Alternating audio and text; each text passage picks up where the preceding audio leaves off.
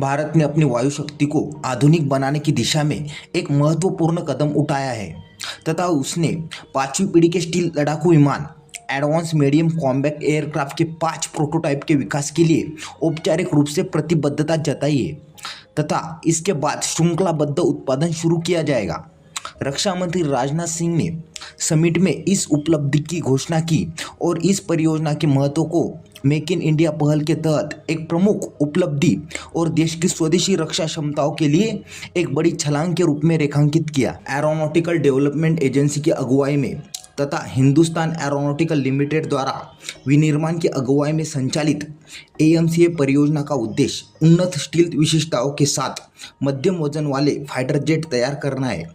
इस विमान को कई तरह के मिशनों के लिए अंजाम देने के लिए डिज़ाइन किया गया है, जिसमें हवाई श्रेष्ठता, ज़मीनी हमले, दुश्मन की हवाई सुरक्षा का दमन और इलेक्ट्रॉनिक्स युद्ध शामिल है।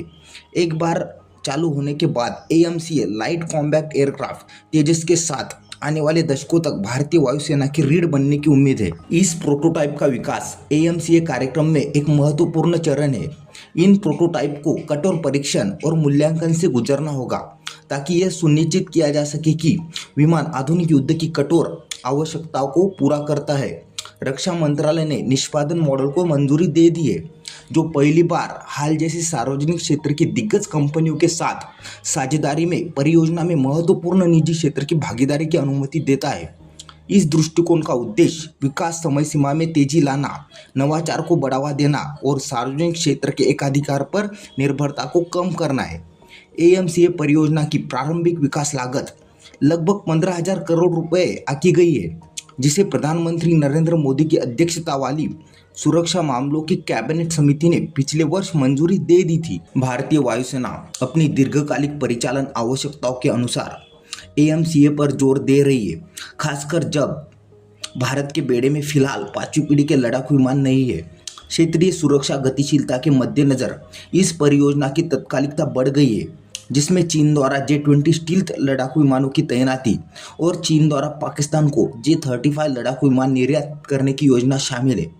वर्तमान समय सीमा के अनुसार पहला एएमसीए प्रोटोटाइप 2028 और 2029 के बीच तैयार होने की उम्मीद है, जिसका श्रृंखला उत्पादन 2032-33 तक शुरू होने की संभावना है और 2034 में इसे भारतीय वायुसेना में शामिल होने का लक्ष्य है। डीआरडीओ ने 2035 तक पहला परिचालन एएमसीए देने की प्रतिबद्धता जताई है।